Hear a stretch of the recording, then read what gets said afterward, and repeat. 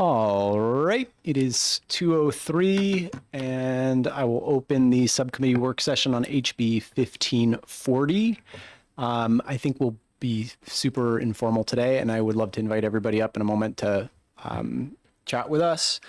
I think first, before we do that, I just want to sort of take a pulse check on everybody on the subcommittee and where they are on the bill, what questions they have, so that as folks who want to speak come up and share, that they might be able to address some of our questions and thoughts as they speak. And I don't know, Rep. Grant, do you want to share anything first about your initial thoughts on the bill and what we might do with it? I can do that. So my thoughts are to eliminate number one, the short section that says except for in protected shoreline district, and then down into 1A, probably most of that is going to just disappear. So what I have in mind is allowing ADUs in the 250-foot protected area, but only in existing buildings, whether it be a garage or a existing house. So that's a general idea where I'm going with this. Thank you, Rep. Reed. Thank you. To clarify, Rep. Grant, do you mean by the new definition, new being last term definition of attached then, so, or not extending, like, so only within an existing structure, even if it's the primary dwelling, so you're not adding on to the existing structure? Correct. Okay, so, okay. Rep. Reed, do you have any other thoughts coming in before we hear from others? I think that's a reasonable place to be. I obviously care deeply about the watershed. I'm battling right now a new landfill that's going on like right up to the 250-foot line on our river, and we're downriver of this, like directly downriver, and like it kind of irks me that's like this gets rubber stamped and grandma can't live in a shed like on the water, and that's kind of like where's the balance. But I care about it. I was struggling to kind of see why we needed this at all. That sounds like my first temperature on that is that sounds like a pretty reasonable compromise, but I'm very movable on in either direction on this. Thank you. Just to share my thoughts before I welcome Andrea, I think we'll have you up first to share. I think I want to try to keep us centered on what we're trying to achieve, which, as I see it, is not, necessarily preventing additional dwelling units, but rather ensuring that we're protecting public health and environmental health.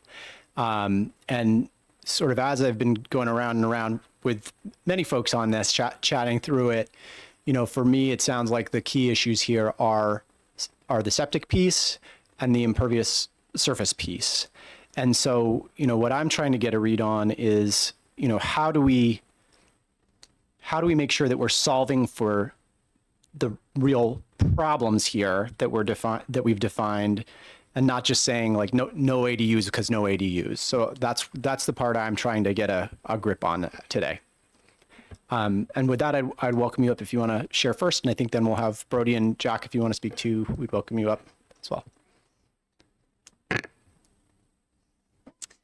Well, good afternoon. For the record, I'm Andrea Lamoureux, President and Policy Advocate of New Hampshire Lakes, and we appreciate you working through this bill with us. Representative Frack, the prime sponsor, is not able to be here this morning, but I did speak with him this morning, and we are in alignment with him, and we would support tweaking this so that ADUs are to be allowed within the existing footprint. And I think that achieves our goal. Our goal is first and foremost environmental protection, reducing additional impervious surface, so reducing, not increasing runoff water into the lakes that can degrade the lakes. So I think that, we're supportive of housing, and I think this is a nice compromise that can protect that and our lakes. So thank you for your consideration of that option. Thank you. Do folks have questions for Andrea? Yeah. Thank you so much, and thank you for being here. So I think Rep. Grant's suggestion tell me if I'm right, deals adequately with the impervious surface question, because we're not adding anything, right? So, but then the question becomes about the sewage or septic, and is there a recommendation on how to deal with that? And maybe Rep. Page already has got ideas, I don't know, but I'm curious about, so I totally agree with Rep. Page's assessment that we want to get to the actual issue. If it's impervious surface, there's two issues. If it's impervious surface, the recommendation already sounds like that deals with that adequately. And as far as this other one, I don't know what the ideas might be to deal with the other piece. And I'm happy to hear your thoughts. Yeah, just briefly, I would think that an existing building, if they're going to do any modifications, they would, need to file some plans. I think that the septic system is really not going to be a real concern at this point if it's in the existing dwelling, existing structure.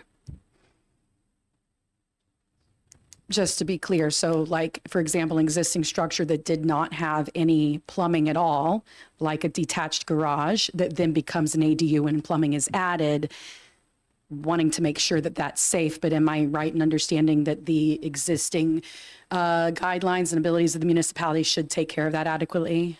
That is my hope and my understanding, yes. Rep. Grant? I might be able to shed a little bit of light on that.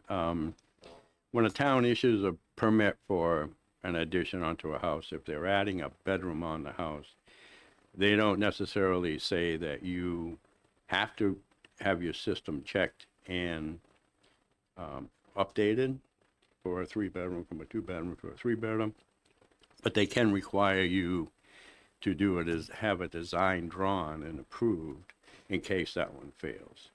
Right. So we could go that route. Or correct. Other questions before I ask mine? So on the septic piece first, and I've had this conversation with you and Rep. Fract separately, but my reading of what was passed last year is that it's pretty clear that, hold on, I'm looking for the language on lines 9 through 10 in this exists in the bill, in the language that's already in statute that says the municipality may not impose greater requirements for a septic system for a single family home with an accessory dwelling unit than is required by the Department of Environmental Services. So I think a couple things have come up with this. One is that my interpretation of this as passed is that it would not touch any health ordinances, in terms of being able to, require inspections and maintenance and such.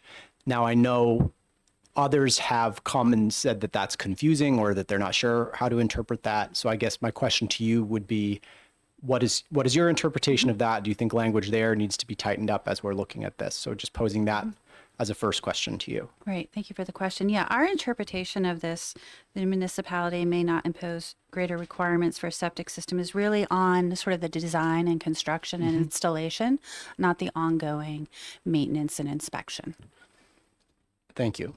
And then the other question that some have raised is whether in this particular passage on lines 9 through 11, whether this might be a reasonable place for an exception, where we might, where we have on line 4, except in the protected shoreline district, maybe we want that language actually specifically applied to the septic system requirements. And I've had some folks raise that with me, and I just wanted your thoughts on that as well. I'm not arguing a particular position on that. I'm just seeking your input as a advocate for our lakes here. I guess, could you restate that? So I'm not recommending this change. I'm asking your input on whether you would recommend it, which is, would you would you support language that said on line 9, except in the protected shoreline district, the municipality may not impose greater requirements for a septic system for a single-family home with an accessory dwelling unit than is required by the Department of Environmental Services? Again, I'm not suggesting we do that. I'm just asking for your input. Yeah, I think so. Except in the protected shoreland, the municipality may not impose greater requirements. So Yeah, that seems sort of back. Go ahead. I think, Rep. Page, please correct me if if I'm wrong. What this would then say is, as the current law says, a town may not impose greater septic requirements than DES, but they can in the protected shoreland district, would be the new under Got it. reading. Thank you for connecting the Is that dots. what you're saying? All right. Thank you, Rep. Reed. Yes. I think we would support that. However, if that's not, we would support that. If that does not get included, that is okay with us, but we would support it. Thank you. Other questions? I have another, but anyone else on this? Not of the speaker. I was going to ask Rep. Grant how he felt about that and how he saw that overlapping, but with his recommendation. But I don't want to change the order of operations. At first, I had considered having the system inspected prior to issuing the permit. But I think we're pretty well covered without specifying that within the 250 buffer. We need to override what DES and what the towns already have in place. Mm-hmm. I think we're protected. You got to understand that if a system fails, you're not just dumping 1,000 gallons of sewage into the lake. It's a slow process. It's something that's not going to devastate the lake right away. So I don't think we need to touch that. Is my opinion. Thank you. Sure. Yeah. May I ask how you feel about that and what the department thinks that the standards are good enough? Yeah, I would agree with Representative Grant. Given the other oversight, I think we're protected. Thank you. I think the other question I'm really struggling with on the impervious surface side of this, I'm struggling a little bit with the way we're singling out the dwelling unit piece of this, the accessory dwelling unit piece of this versus other structures that might have impervious surface, right? So we're kind of saying, like, we have an existing dwelling unit. It's one thing if you want to put on a new garage, but if you want to expand your footprint slightly to make an accessory dwelling unit, an attached accessory dwelling unit possible, that the municipality can say that's not permissible. So I'm trying to connect the dots to sort of the environmental concern here, and also thinking about the other tools that municipalities have at their disposal for controlling for those harmful factors when it comes to impervious surface. So, you know, how far from the reference line the structure can be, your lot coverage, you know, that there's a lot in a local ordinance that the town can already do to kind of control for that potential for environmental harm. So I'm just trying to figure out why are we treating the dwelling units differently than other potential structures that could have the same environmental impacts. And I don't know if you have thoughts on that. I'll certainly be asking Brody when he comes up the same question, but Mr. Deshay, sorry, I should be calling everybody by their last names. Yeah. Let's be casual.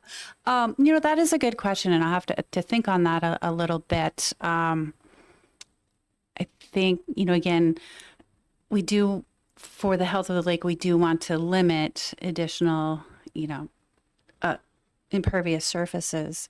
And I think the concern here was really another building, another, you know, additional impervious. But I do see your point of there are, you know, with the existing Shoreland Act and also municipal, there is, there is a process by which you can get another structure, whether or not it's something that you live in or someone would live in that would have impervious. So I do see where you're going here with that.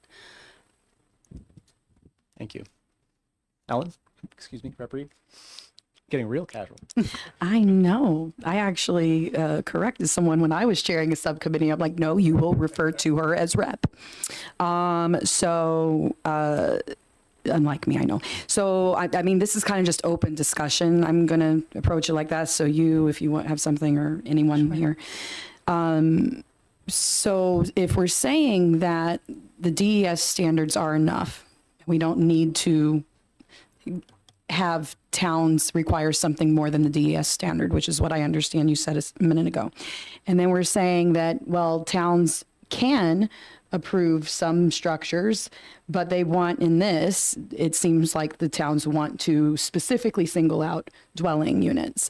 Can we not just do something to say that they can't, if they approve something, it can't be based on whether or not it's a dwelling unit? You see what I'm saying?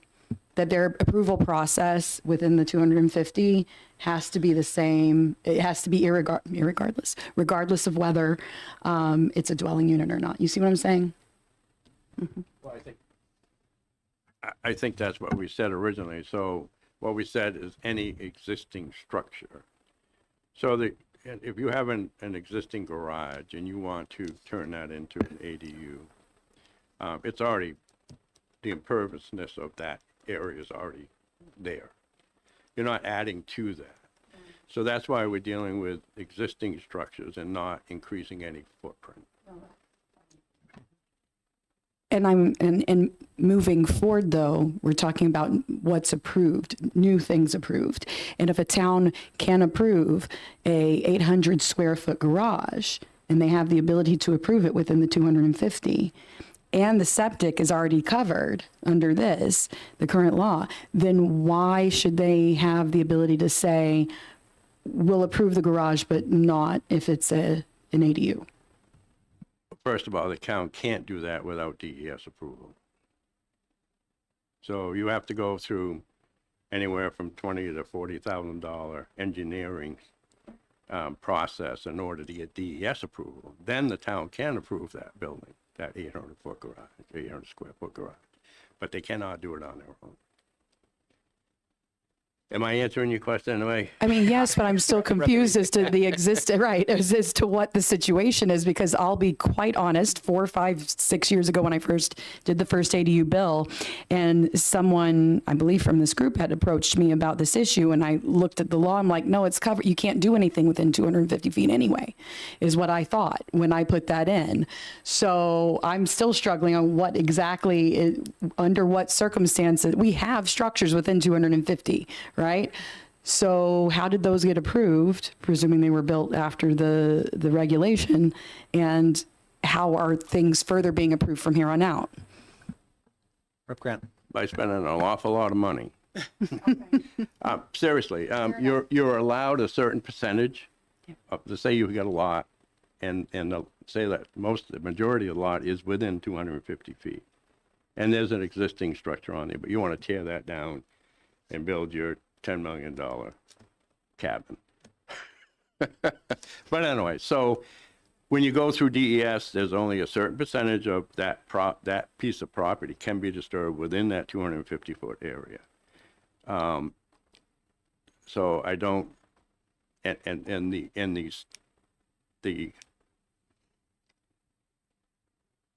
what do I want to say? The structures or the drainage systems, the plantings, I mean, you have to, they're all designed to be able to take care of whatever impervious or impervious area is going to disrupt that area.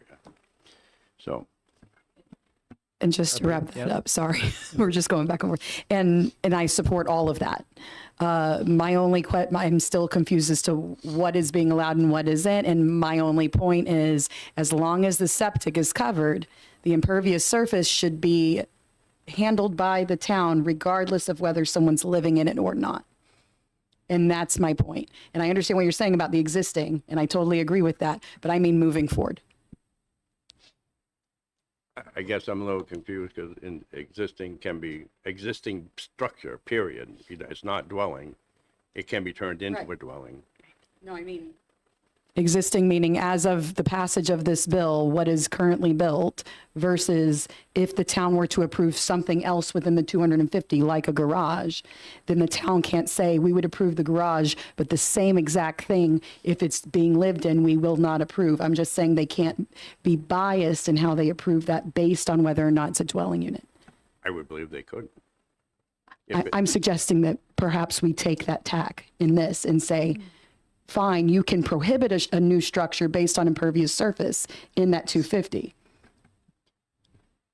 So, and I think, if I may, Yeah, yes, and I think that you're, I'm so confused. I think you're all coming, you're coming to the same point as I am, which is, why are we dealing with it in terms of, do you allow or disallow ADUs based on whether they're detached, attached at all, versus isn't the core issue here the amount of impervious surface, and can't the town, doesn't the towns already have a certain amount of authority to regulate that on the basis of lot coverage, et cetera? So I think that's what I'm struggling with. And I think what I'm trying to understand is, like, is there a different problem we're trying to solve? So that's what I'm struggling with.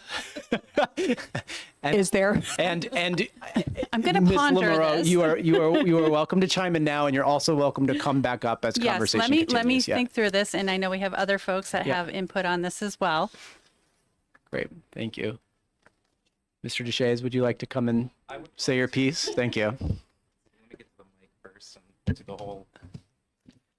the pomp and circumstance. For the record, I'm Brody Deshays. I represent the New Hampshire Municipal Association, and we support the bill and helped draft it as currently introduced. We have read the amendment and spoke to Representative Frock and the New Hampshire Lakes Association, and we oppose the amendment. And I'll summary of why we oppose the amendment. So, as you're probably aware, we obviously have qualms with RSA 674:72, which requires ADUs, attached or detached, choice of the owner by right on all lots that permit a single family residence. That aside, we're talking specifically about detached ADUs within the shoreland protection zone, so within 250 feet of the shoreland. Our concern is that under the drafted language, which I assume you have all received from New Hampshire Lakes Association, Representative Frack, we've received it from both of them. This would add, on top of an existing mandate to require ADUs, a now new limitation on local zoning and private property rights to prohibit detached ADUs within the shoreline protection zone, which many of our members currently permit as long as it meets those state DS standards in the Shoreline Protection Act. We believe that the best way to deal with this is with the current language of the bill, which allows some level of discretion on the local level for a municipality to have possibly stricter impervious surface percentages and what's required by state statute, or potentially requiring a conditional use permit or special exception. But we still think it should be up to the municipality to determine, especially depending on what lake it is, what land, the topography, what zone, whether or not it needs these additional restrictions in zoning. I also have some notes I'd be happy to go through based on the previous discussion, if that's okay, Mr. Chair. Please. So the way that we would read, as you cited lines 9 through 10, health ordinances are municipal policing power, and I think I could reasonably argue, although it is a bit ambiguous, that that health ordinances as a policing power would be limited by this language as it relates to regulations related to septic systems, and making it so they couldn't be any stricter than those for single family homes that the Department of Environmental Services has adopted. I would presume that would include potentially all ordinances, or at the very least a private property owner would want to sue the municipality if they tried to adopt health ordinances above and beyond the DES standards for septic systems. And I do also have to share that singling out ADUs versus non-ADU impervious as, impervious surfaces or structures I mean, these are effectively both structures that have very likely the same amount of impact. One could maybe argue maybe there's more vehicular and foot traffic around a detached ADU. But again, you know, that very well could be the case for a garage where someone has a boat and cars and is bringing kayaks in and out. So, you know, I think they have from a perspective of land use, they probably have the same amount of, you know, the same type of intensity on the land. Not that it's that intensive, but the same amount of intensity. There was a question, are DES standards enough? That depends. Depends on the zone, depends on the lake, depends on the area. And historically, DES has set minimums, a minimum standard, and defer to municipalities to establish additional and reasonable standards. Obviously, at a certain point, it's illegal taking of property if they're over-regulating and prohibiting you from being able to use your land that isn't in a way that has negative environmental impacts. So, you know, that would be part of our concern too, is that you could theoretically build a structure, potentially, depending on the lot, depending on what's within the protected shoreland, you could put a building that's larger than an ADU there, but you couldn't place an ADU that could be 750 square feet. So you could place a building that's 33% larger. So to conclude, those are some of our concerns, is that this singles out ADUs. It's a new zoning mandate that also restricts private property rights. Usually the committee has operated in having zoning mandates that expand private property rights. And we would have a bunch of members who currently permit detached ADUs within the shoreland zone. And all those structures now under this bill would become non-conforming structures. So you'd have a great amount of non-conforming structures that automatically, if this bill were signed to law, that would be the case. So I'd be happy to answer any questions. Thank you. I have a couple, but first let me ask my colleagues if they would have any questions. Just a Rep. Reed? clarifying question. I understand the mental imagery here is a detached ADU, but from my reading, this isn't specific to just detached ADUs in terms of the restrictions. So if you had a primary dwelling unit that was all the way up to the 250 line and wanted to add an attached, this would enable the town to restrict that. So what the language, if we have the same amendment, it basically I'm looking at as introduced. I actually don't have the amendment in front of as me. introduced. Okay, so let's speak to the as introduced accessory dwelling. Could you repeat your question just so because I was thinking it in the scope of the amendment, but if you could please repeat your question, I'll think about it in the scope of the current language. Sorry. Yeah. And I apologize because we were just basically talking about two different things. The original as introduced bill is not specifically about detached. It's about any ADU. So if you had a primary dwelling unit that was all the way up to the 250 line and they wanted to add an ADU attached to the exterior wall of that primary unit that goes into the 250, this would enable the bill as written would enable the town to restrict that. It would enable the municipality to be able to adopt an ordinance where they permit it by right, conditional use permit, or special exception. They would have to meet the criterion as established by that. That is very typical for single family dwellings. So if you want to, if you have an existing single family dwelling where a portion of it or a percentage of it is within the shoreline protection zone, it's very likely you'll need to get a special exception to maybe add an additional floor to that structure. ADUs in our law are singled out and provided even more additional legal protections than many single family dwellings. This is the way based on how the statute has been updated recently.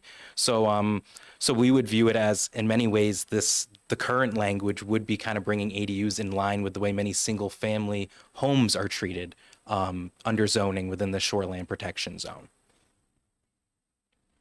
Thank you. Rep. Grant? So you're just talking about the original bill Yes, I guess we're shifting back to that. is all right. So if this bill is totally thrown out like you want, No, the drafted bill, this is the amendment. that's the amendment. This is the amendment. Okay. Right. And part of this was brought on by the LSPA and the Hampshire Lakes Association to eliminate ADUs totally from the shoreline area. So either we're gonna address this and allow ADUs in that area, or we're just going to eliminate this amendment totally. So that's the compromise that I'm seeing. Thank you. So- Oh, go ahead. If I can jump in, I think if I'm understanding Mr. Deshays correctly, there's also another option, which is instead of the amendment as proposed, we ensure that it's local option whether the detached ADU would be allowed. I think that's what he's getting at, is that as phrased, the amendment says it's expressly disallowed in every municipality, I think is what he's, Well, as my understanding is, with the DES regulations on shoreline protection, the towns can have more, but they cannot have less regulations. Thank Is that you. correct? Thank you for the question, Representative. I would say, as it deals with the requirements for septic systems for a single-family home with an accessory dwelling unit, that municipalities can't adopt additional ordinances, health or otherwise, even within the shoreline protection zone. Again, ADUs are afforded much more additional legal protections from local ordinance, municipal ordinances than many other residential structures, based on how the law is written. Rep. Grant. You follow up? Go ahead. Thank you, Mr. Deshays. While I'm not sure I agree with your interpretation on the language around septic in the statute as written, I also appreciate and agree with let's avoid lawsuits where we can and put clarity into statute where it's needed. So I jotted down some language here, which I would love your input on. I just wrote down, nothing in this section shall be interpreted to prohibit or restrict the adoption or enforcement of municipal health ordinances related to the inspection, maintenance, upgrade, or replacement of septic systems.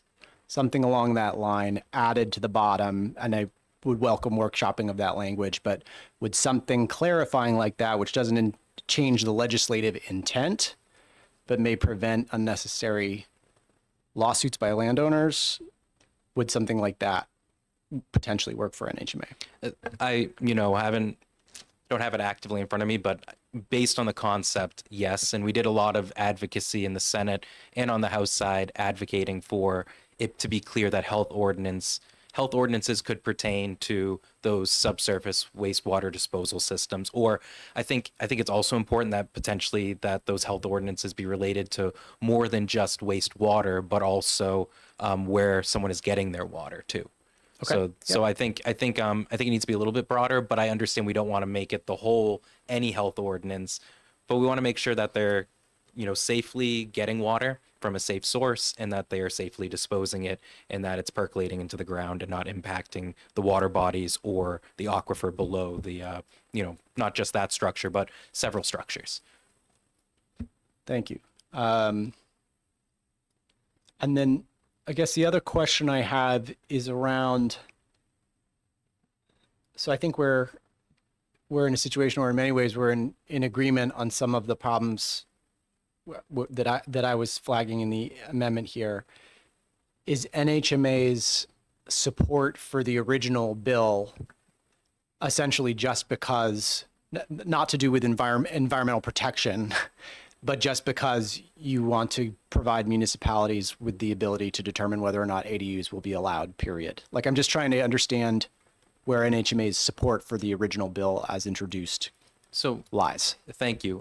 So New Hampshire Lakes and Representative Frocht, they approached us with this, and actually specifically Vice Chair of the, who approached me was member, Roger's a member of your board, correct?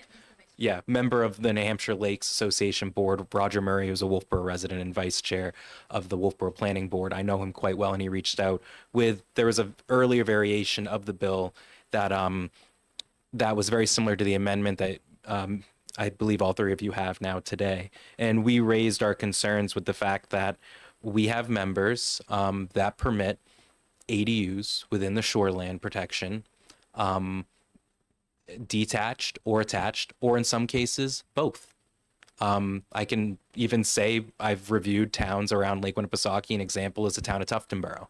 Town of Tuftonboro allows by right in most of its residential zones an attached or detached and a portion, as long as it meets state standards, within the shoreline protection zone. So we have members who want to ensure that people can build effectively cottages that they may rent out or have family living in, building family compounds, that they want to be able to let their residents do that by right, that it's a benefit maybe to their economy or to people's enjoyment of their property and part of the culture of the town. There are some towns that, you know, their shorefront is pretty, it's very intensive, the use of it right now. It's having negative environmental impacts. There's limited space, and they like to be able to say, well, we want to allow you to do an ADU, maybe only attached or maybe potentially attached or detached, but we'd like you to meet some basic criteria in our local zoning to ensure that there's basic environmental protections included. So, and again, it might depend on how much space you have, how much shorefront. So our concern is really, historically, we've let towns make these determinations, and Sure. that might be the best way to continue doing it to deal with this nimble issue. Sure. And I mean, I know NHMA well enough and you well enough at this point to understand some of the principal pieces of this. But when you're talking about the environmental regulation piece of this, Okay. and the protection of health and the ecosystem here, what is it that we're seeking? What is it we're fearing? And this is a genuine question. Like, I'm trying to get at the heart of what we're trying to achieve with this bill. What is it that a town cannot do now that's a reasonable thing it should be able to do in order to protect lake health, public health, when we can control for a lot of things without saying no to all ADUs? Yeah, thank you for the question, Representative Page. To my understanding, right now, a municipality must allow by right a attached or detached ADU, including within the shoreline protection zone. That they can't address that within its zoning. And they, but right, I think what I'm trying to get at is with their existing zoning powers, can't they deal with the environmental concerns by saying, all right, you need to have this, you need to be 200 feet from, the reference line. This is your allowable lot coverage. Doesn't the municipality already have the tools at its disposal through its zoning powers to control for those potential harmful impacts? That's what I'm trying to understand, is what additional control is needed here. What is that additional control for in terms of a real purpose? I think, and thank you for the question. I think I'm really understanding the crux of it. I think some of our members do not think the Shoreland, the Protected Shoreland Act, that meets what they think is adequate standards for promoting environmentally sound land use. I think many believe that that's a minimum standard. It's a base, it's a floor, and they want additional requirements potentially beyond that. And I see your finger on your button, Rep. Grant, but just for clarity here, even if that's a floor, does the municipality not still have the authority to put in some of these additional protection measures, right? Can't they have an overlay district that says, that places other protections in place here? Like, And I think you're certainly right. They could add stricter lot coverage requirements or stricter setback requirements from the water. Some don't want to do that. They don't want to have to adopt more stringent requirements. And I mean, we basically would be advocating for zoning that potentially could be per se trying to prohibit any type of ADU that's near the principal dwelling unit. And we have some members that are okay with that. They believe DS standards based on where it is meets their environmental expectations, versus other municipalities want a little bit more flexibility in the law to address these nuanced issues. Thank you. I'm going to go to Rep. Grant first because his hand was on his button, and then over to you, Rep. Reed. So let me understand this. You have some towns that are actually so we're trying to understand this, that allow superseding DES and allowing building and expansion within the 250-foot area. They're allowing the building of structures, whether they be ADUs or not, and whether it be by right an attached and a detached, potentially 2 ADUs on the same lot, or even maybe 2 detached ADUs, depending on the size of the lot. Again, lot size does matter. There are municipalities who are allowing that to happen within the constraints of the Shoreline Protection Act. So obviously they're still meeting those percentage requirements for disturbing the land and the amount of impervious surface on it. There are some municipalities that, yes, they have a lot of shorefront property that are not as stringent with their zoning as other municipalities. And that's how it's been historically. They've adopted zoning.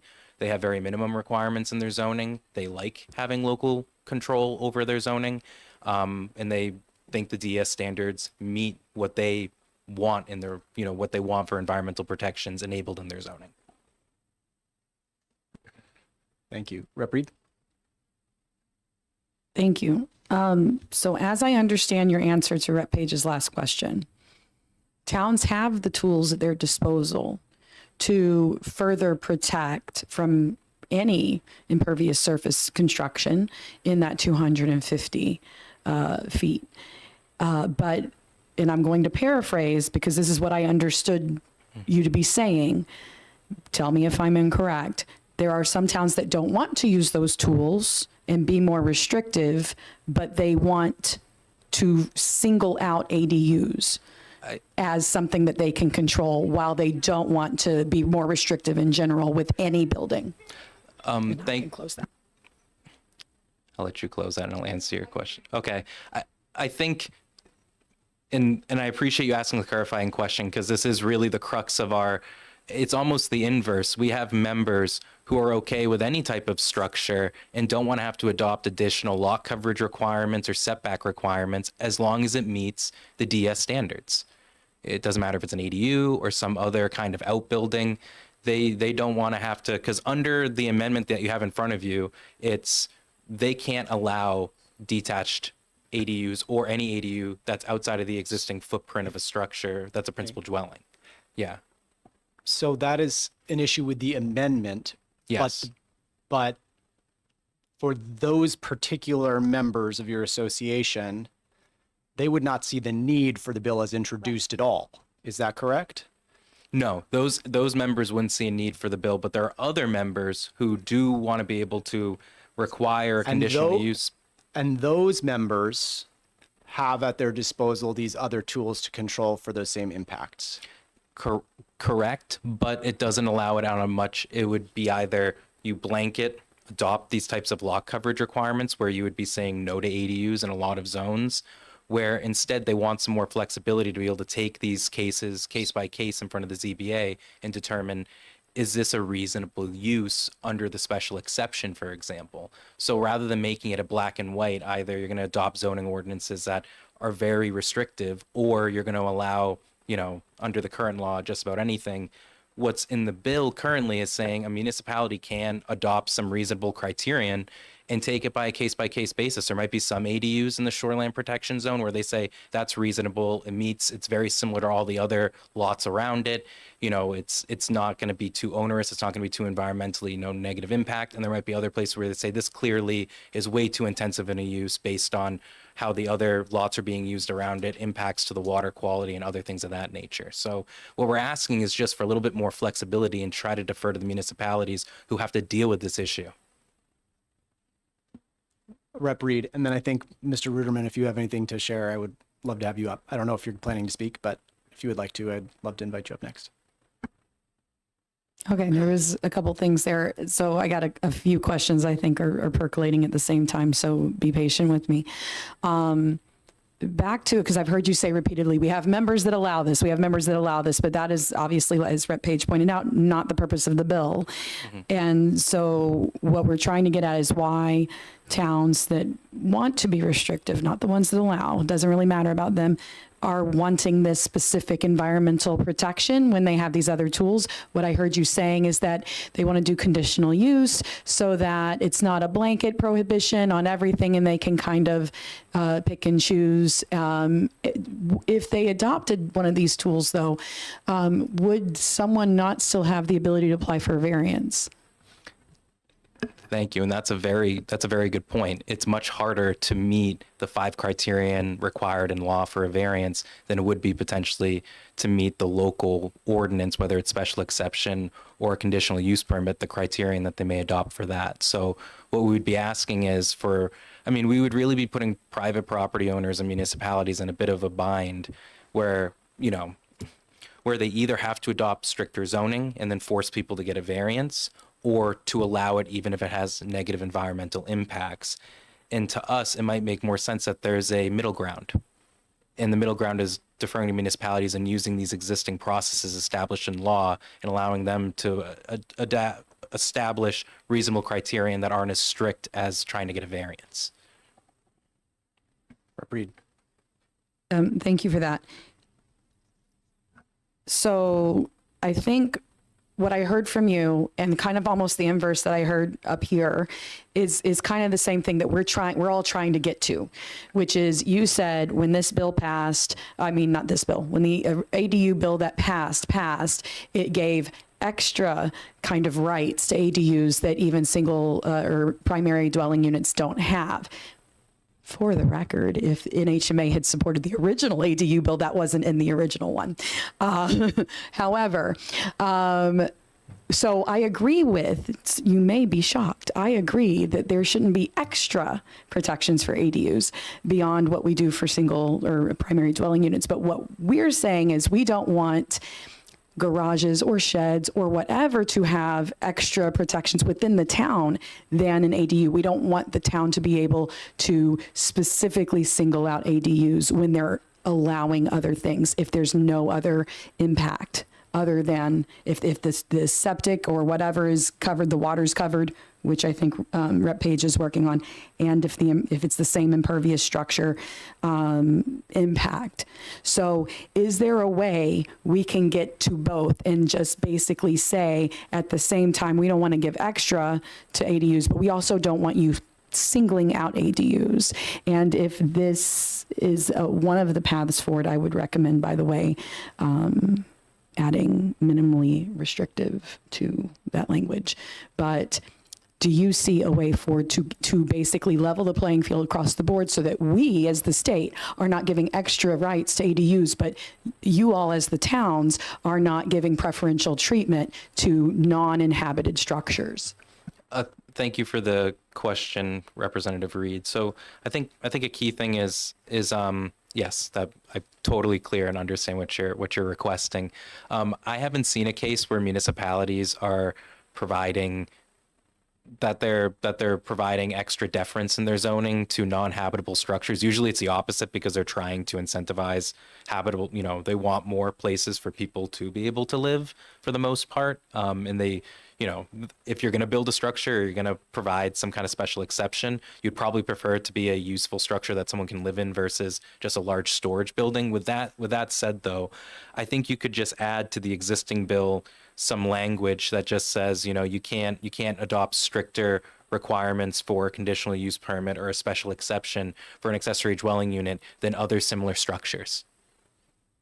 If you added that, I think the same square footage or the same square footage of footprint. Yeah, and I think if you added that, that would address the key concern, which is, it sounds from what I'm understanding from the legislators here, is that while it might make sense to allow municipalities to have the flexibility to determine if they want some additional requirements done via a conditional use permit or a special exception for these structures that are accessory dwelling units within the shoreline protection zone that meets the state requirements of that act, that you don't want municipalities to adopt requirements or criterion under those processes that would basically prohibit ADUs. And I think there's a way to draft language to make that clear. I don't think municipalities would do that, but if that's the way we can facilitate getting this bill through committee and through this work session, I would be more than happy to work on language pertaining to that.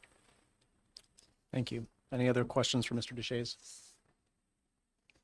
Thank you. Thank you. Mr. Ruderman, would you like to speak today? I haven't planned on it, but I will. Thank you. I really came here to be an observer and take notes. But this dialogue has been fascinating. I had not seen the amendment until just now. So at the beginning, I really didn't understand the conversation, but I'm up to speed. And I guess what I'd just like to say briefly is we did not take a position on the bill itself. We were neutral. But looking at this amendment, I think it's safe to say this is something we would oppose. And for precisely the reasons that have been enumerated here repeatedly, it just feels as if this would be singling out ADUs and applying one rule to them that wouldn't apply to other structures that would affect impervious surfaces. So it doesn't seem like a great idea to us. We obviously, want to see as many ADUs in the state as are possible, but we of course respect towns' environmental concerns, and we don't want to muck up the quality of water. So, we certainly understand the need for some balance, but I think in general, what we've been hearing is that towns have the inherent powers to regulate things like septic, even beyond what DES requires. So in any event, the amendment is not something that we would support. And that's pretty much all I've got. Thank you. Any questions for Mr. Ruderman? All right. Thank Oh, oops.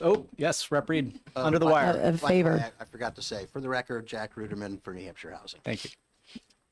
Thank you, Mr. Ruderman. Same ask of you, which is what I just asked of Mr. Deshays, is if you can get some sort of language that kind of levels the playing field and make sure that the towns are not unfairly biased against ADUs in particular. If you were willing to do something like that, I would welcome it. If you're not, I totally understand. Well, I'd be happy to collaborate with Mr. Deshays. That would be even Put our better. heads together. And with the Lakes Association as well. Sure. Best. Happy to be a part of it. Gold medal. Thank you. All right. It's my hope that this will be the only work session for this subcommittee. I don't know if we're there yet. I think maybe let's have 5 more minutes of discussion just among subcommittee members about where we are after hearing from some of our advocacy organizations here. Does anybody want to chime in first before I? Does anyone want to chime in with their thoughts first before I chime in? Oh, I think we got a lot to discuss. Yeah. I mean, I think it's clear where I'm headed right now. And again, I don't feel like I'm, I'm not married to anything, but I really want to, I feel like the wording that was put into the original ADU bill that passed was put specifically to prevent towns from creating these extraordinary requirements that would effectively prevent ADUs. And I have to disagree with Mr. Deshays that towns have not opposed dwelling units, as someone who's fought very bitterly to try to get dwelling units and had towns fight me on it. So I think that was the motivation in the current language of the law. I just want to make sure that that is not happening. And if we come up with different language that can enable towns to have a little bit more, but I mean, I don't know that we need it, though. That's the thing. I keep going back to, like, I'm not convinced we need it. But if there is language to make sure that it's across if it's a garage, it doesn't matter. Just keep it level.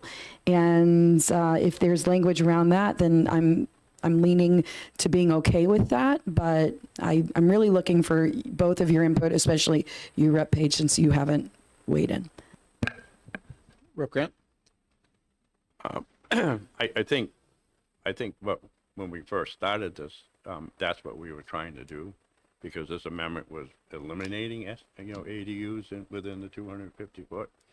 So the compromise of saying we're taking that out of there and trying to take some of the other restrictive language out of here. The only thing, I would add to my end of it, and I do disagree. It may not be municipalities, but it's other organizations that are presenting the bias. If we addressed the septic system be inspected or checked to make sure they will accept another bedroom or 2, then we could change this amendment that way, or vote to eliminate, ITL the amendment, period. Thank you. A couple thoughts, something that hasn't come up yet, but on lines 25 through 28 of the bill as introduced, this is dealing with the separate section 674-73 that's specific to detached accessory dwelling units. I've had this conversation with Chairman Alexander with reference to another bill, but I think we should delete this entire section of statute because it's redundant with 674-72. So I think if we are going to recommend some amendment and have an OTPA motion on this, that we should delete that whole section rather than further amend that section. So just flagging that and asking if anybody disagrees on that. I had that crossed out. You had that crossed out as well. Okay. I honestly think if we do OTPA, this whole thing needs to be, it's like a total different approach. It's almost like not even Sure. maybe a different section. But I'm wondering if we do this, we strike that whole section. No, I agree that with that. And also like, I just think this might be a complete rewrite that doesn't look anything like this. Yep. I'm just trying to be responsive to your comments, Rep Reed. And I'm wondering if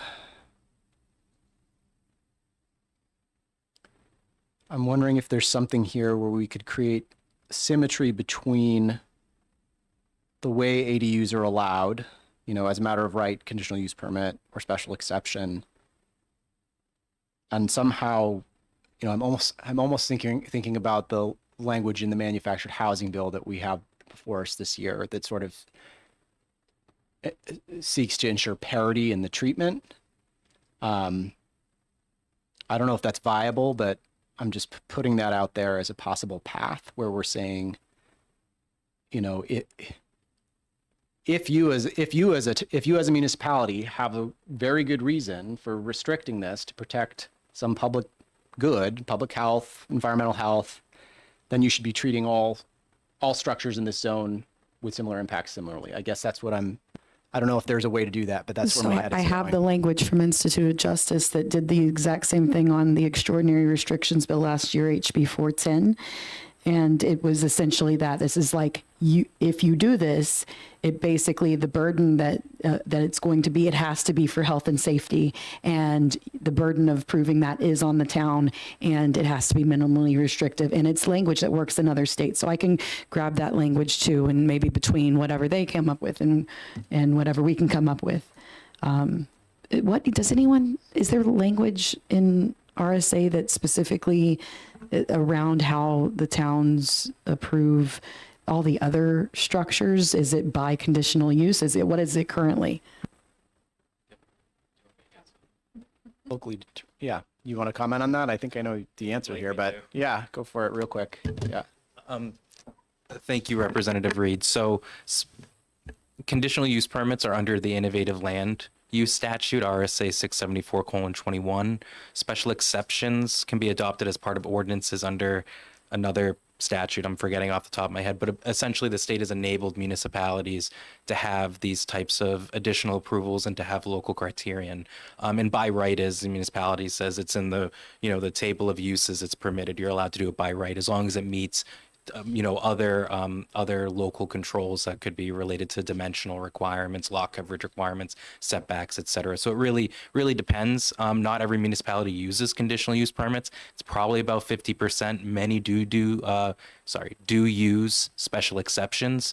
But it's not like, there are no towns that require every structure built anywhere within the the boundaries of the town needs to be by special exception or conditional use permit. It tends to be where there's already really intensive use of the land, like in denser, more urban-like areas, or typically it's been also within the protected shoreland or in a zone that's on the shoreland. Many municipalities have used conditional use permit or special exceptions. Thank you. So, yep. Rep Reed. Yep. And then I do want to try to wrap us up We're not going to have a bill at the end of the day, but I No. want us to have action items that get us a bill by the 3rd so we Right. can exec it. No, totally.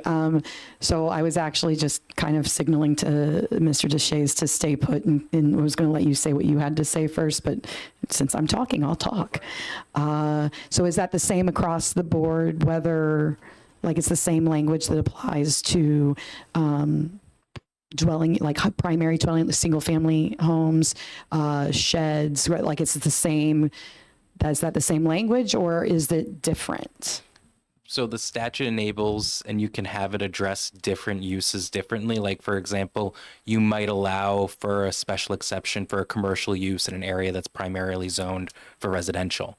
It's usually just it's for when a use might not negatively impact the abutters or the general zone. It might not be any more intensive than what the current uses are, but it's clearly one that's unique and different to the traditional uses there. So you might have some additional criterion to make sure that the property isn't used in a way that would negatively impact general safety, health, welfare, or any of the abutters or hurt the character of the neighborhood, but without requiring them to have to get a variance. So then it's a much lower bar. Thank you. Rep Reed, follow up? Yeah, and I understand that. So what I'm hearing is that the statute is no different, but it allows the towns to make a distinction. And what I would say is that I would like to make sure any residential purposes are not singled out and treated differently in ordinance. So there should be no difference between if it's the impervious surface, there should be no difference between a single family home or an ADU. You see what I'm saying? Like, I do follow you. Okay. I'm not 100% sure I agree with you, but I'm follow open. you I'm just, generally. okay. I'm just chewing on this. I'll be quiet because we're going to have to work on this offline. All right. So, Rep Reed and Rep Grant, here's generally what I'm thinking in terms of the direction, and you tell me if we're generally rowing the same way. I think we're going to strike the bit dealing with 674-73 at the bottom of the bill as introduced about detached accessory dwelling units. I think I am open to if you both of you are, I'm open to clarifying language around the health ordinances piece and making sure that we're crystal clear that the passage on lines wherever it was, 9 through 11, dealing with septic system requirements. We're not talking about health ordinances. I think I don't read the bill. I don't read the existing statute as saying that that's restricted, but I'm all for clarifying language and making sure that that is, crystal clear for everybody. And then this Crackerjack team of 3 in our audience here today, my hope would be that they would be able to put their heads together and give us some ideas for some language around the ADU piece, recognizing that what we're trying to achieve is to make sure we are ensuring we are providing municipalities with the options they need to mitigate or prevent potential environmental and health harms, but that we're not treating ADUs differently from other structures within the protected shoreland. And that if we can find that language, that could be added to the amendment as well. Is that okay? That works for you, Rep Grant? That works for you, Rep Reed? Anything you would add? I would like to have further conversation with you as to why any inhabitable structure should be different than any non-inhabitable structure within the shoreland. I would be happy to All have right, that thank you. conversation with you as we exit. Great. All right. Other things we're missing, comments, questions? All right. Woo. Only slightly messy, but I appreciate everybody's patience. All right. And I will close the subcommittee work session on HB 1540. Thank you, everybody, for being here. I appreciate it.